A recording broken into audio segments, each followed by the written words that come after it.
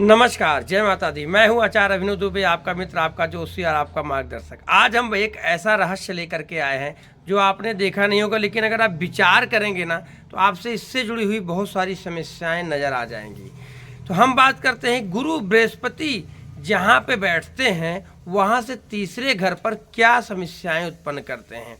मतलब गुरु जहाँ बैठते हैं ना वहाँ तीसरा घर को पीड़ित कर देते हैं। आइए इस पर हम विस्तार तरीके से आपको बताते हैं। गुरु बृहस्पति को ज्ञान, विस्तार, समृद्धि और सभ्यता का प्रतीक माना जाता है। शादी विवाह से रिलेटेड में, धार्मिक आयोजन से रिलेटेड में, ये सारे काम जो भी होते हैं गुरु के ही देख रेख में होते हैं। आपके प्रमोशन का, आपके सम्मान प्रतिष्ठा का, ये सारी चीज़ें जो है गुरु के अंतर्गत ही जो है वो देखी जाती है। जैसे कि बोला जाता है कि गुरु अगर पहले घर पे हो तो ये आपको 1000 प्रकार के दोषों का शमन कर देता है। धार्मिक होता है, बुद्धिमान होता है, मिलनसार होता है, जो चाहता है उसको करने की क्षमता उसके अंदर होती है।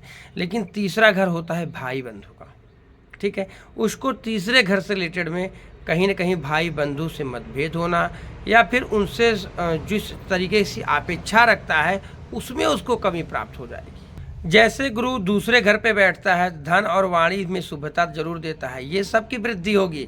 लेकिन वहाँ से जो तीसरा घर होता है माता का सुख का, माता के सुख से रिलेटेड में कोई ना कोई दिक्कतें हो जाना, या तो फिर मकान से जुड़ी हुई कोई न समस्या होना, ना सुख शांति का अनुभव ना हो पाना, अपने आप को कैसे उत्तम प्रवृत्ति की ओर लोगों के समझ सम्मुख करना, इसके लिए वो परेशान रहना। जैसे मान लीजिए तीसरे घर का गुरु जो है वो आपको पराक्रमी बनाता है, मेहनती बनाता है, भाग्योदय कारक बनाता है, ठीक है, आपके मैरिज लाइफ को भी बेहतर कर देता है।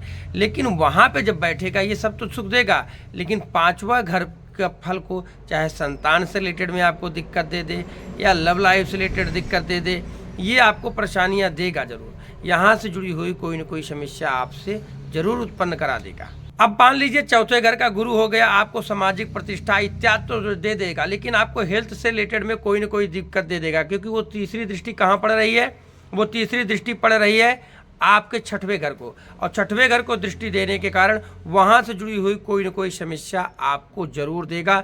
आपको चाहे शत्रु परेशान करते लगे या फिर आपके हेल्थ में गड़बड़ी आने लग जाएगी।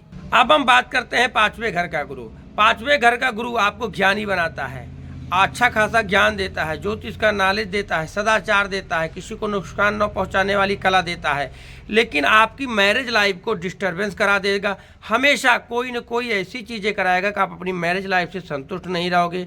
अपने पार्टनर के क्रियाकलाप से आपको कोई न किसी प्रकार की दिक्कत होना, और कई बार आपको लगेगा कि यार मुझे अकेला जीवन जीना चाहिए, किसी के पीछे नहीं भागना चाहिए। अब गुरु छठवें घर पे बैठा तो आपको सबसे अच्छा करेगा, लेकिन आपको आठवें घर से रिलेटेड चिंता दे देगा, गुप्त रोग दे सकता है, अचानक शत्रु आप पर हावी हो सकते हैं, या फिर आपको कोई न कोई ऐसी समस्याएं आपको जरूर देगा।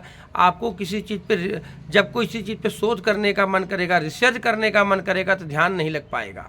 आपको वहाँ से आठवें घर से जुड़ी हुई कोई न कोई बीमारी बड़ी या फिर समस्या आपको निश्चित तौर पर देने लग जाएगा।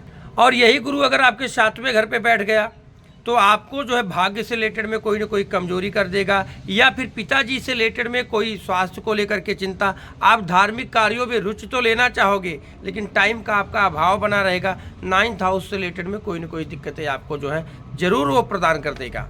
गुरु अगर आपकी पत्रिका पे आठवें घर पे बैठ गया ना, आपको अचानक कोई ना कोई कैरियर से रिलेटेड में रुकावट आ जाना, कैरियर में अचानक सा बदलाव कर जाना। जो काम आप करना चाहते हैं तो आपकी लाइफ से जुड़ा हुआ कोई दूसरा काम आपके लिए प्रभावित हो जाता है, और आपको अपने कैरियर में ग्रोथ करने के लिए ना सबसे ज़्यादा मेहनत लगाना पड़ता है, सबसे ज़्यादा रिसर्च करना पड़ता है, और आपको तब जा कर के सफलता मिल पाती है। कैरियर से रिलेटेड में भी आपको अचानक बदलाव तो जरूर आना आता है। अब हम बात करते हैं 9th हाउस का गुरु। 9th हाउस का गुरु तो सबसे अच्छा माना जाता है, होता भी है, ठीक है, लेकिन वो समस्याएं कहाँ करेगा, आपको मित्रों से धोखा मिल जाएगा। आपको सफलता में ना, आपको सफलता तो मिलती है लेकिन उसके लिए अधिक प्रयास करना पड़ जाएगा, मित्रों से आपको बच करके रहना पड़ता है।